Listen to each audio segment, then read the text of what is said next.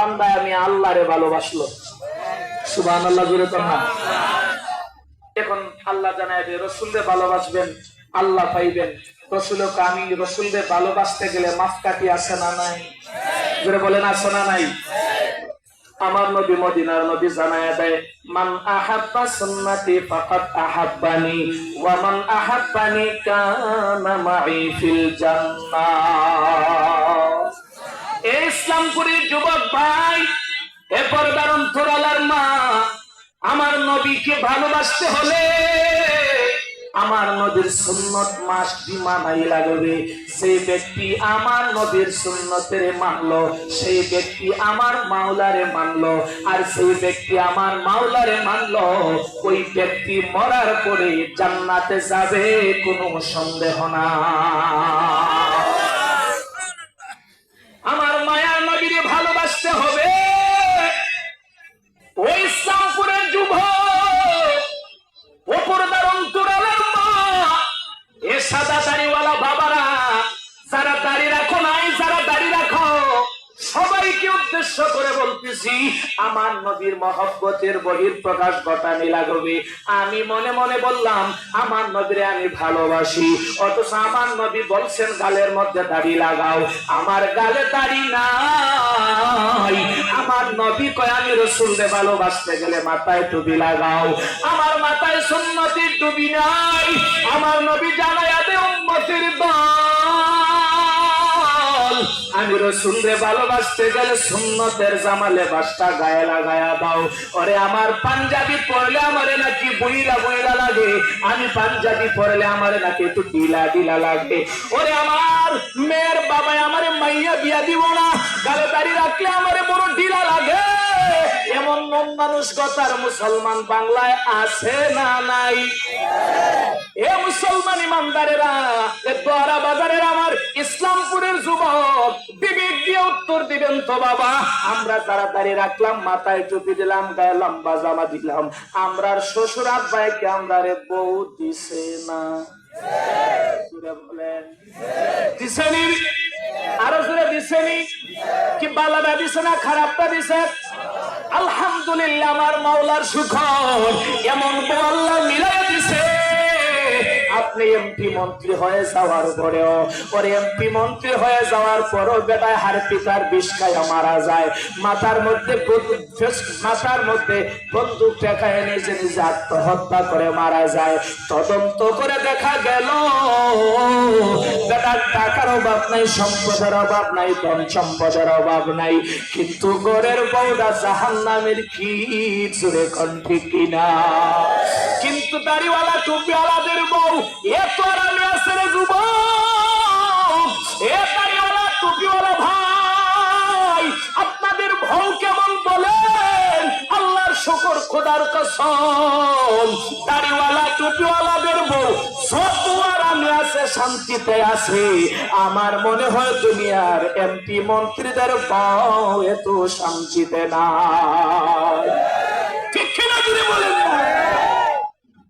দাড়িওয়ালা টুপিওয়ালাদের ভাও, দাড়িওয়ালা টুপিওয়ালা আলেম বিছানার মধ্যে যাওয়ার পরে সালাম করে তো ঘুমায়, সারাটা শরীর মিষ্টি ভাইয়া দেয়, মেসেজ করে দেয়। গরম ভাত যদি ঠান্ডা ভাত থাকে, তাস করে গ্যাসটা জ্বালায় গরম করে দিয়া দেয়। তরকারি যদি না থাকে, তরকারির ব্যবস্থা করে না হয় গরম করে দেয়। কিন্তু মোল্লাদের, দাড়িওয়ালা টুপিওয়ালাদের কপাল ভালো, শীতের দিনে গরম ভাত খায়। তোমাদের কপাল এত খারাপ রে বাবা ভাইরা, শীতের দিন আর গরমের দিন বুঝি না, মাঝে মধ্যে না খায়া ঘুমানি লাগে। ঠিক কিনা যদি বলেন না? সুন্নতওয়ালা হাসেদের দাম আছে না নাই? কি বেজারিতেছেন আপনারা? কি বেজারিতেছেন আপনারা? দাড়ি টুপির দাম আছে না নাই? যেটা বলেন দাড়ি টুপির দাম আছে না নাই? কিন্তু সমাজের গোষ্ঠী দাড়ি টুপি দেখলেই তালেবান আর জঙ্গিবাদের ঠেক লাগায়া দেয়। খোদার কসম করে বলি, দাড়ি টুপি দেখলেই তালেবান আর জঙ্গিবাদ হয় না। দাড়ি টুপি যদি বাংলাদেশে না থাকতো, মুসলমান ইমান নিয়ে থাকতে পারতি না। ঠিক কিনা? দাড়ি টুপি আছে বলেই মক্তবের সন্তানদের আলিফ বা শিখায়া এরপরে তোমার জানাজার নামাজ দাড়িওয়ালারই শিখায়া দেয়। জোরে বলেন না বাবা, ঠিক কিনা? কথাগুলো আমি একটু তিক্ত বইলা যাইতে পারি, Affan I am extremely sorry, আমারে মাফ করেন, কিন্তু কথাগুলা বালিশের সাথে মাথা লাগে চিন্তা কইলেন। জামালগঞ্জের ছোট হুজুরাই ছিল, বেটা একটু বয়ান কইরা গেছিল, এটা আমি আত্মসমালোচনা করি না, আমার ভিতরে খাসলত আছে।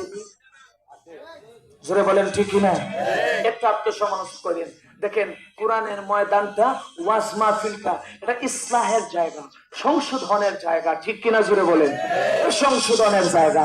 শুনেন, আমি একটা কথা বলি, কোন ব্যক্তি যদি সুদ খায়, সুদের বিরুদ্ধে যদি ইমাম সাহেব কথা কয়, ঘুষের বিরুদ্ধে যদি ইমাম সাহেব কথা কয়, ইমাম সাহেবের অপরাধ।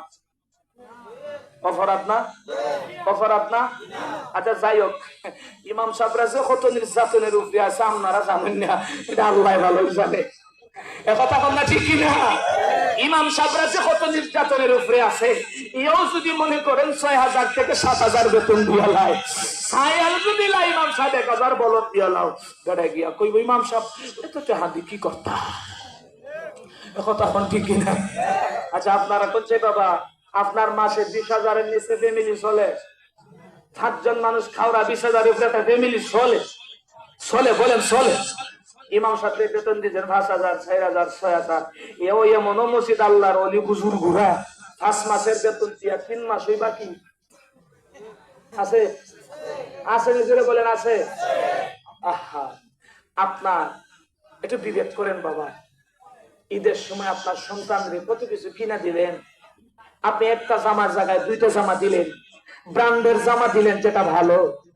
আচ্ছা ইমাম সাহেব তো একটা মানুষ, ওনার কি মনে চায় না ঈদের দিন একটা সন্তানকে এটা ভালো পোশাক দিবে?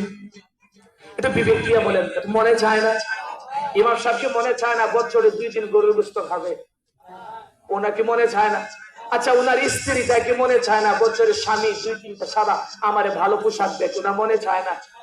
আরে বাবা, আপনার ঘরের বউরে তো বছরে 2-3টা শাড়ি না দিলে আপনার উল্টা তালাক দেওয়া জায়গা, ঠিক কিনা? জোরে বলেন।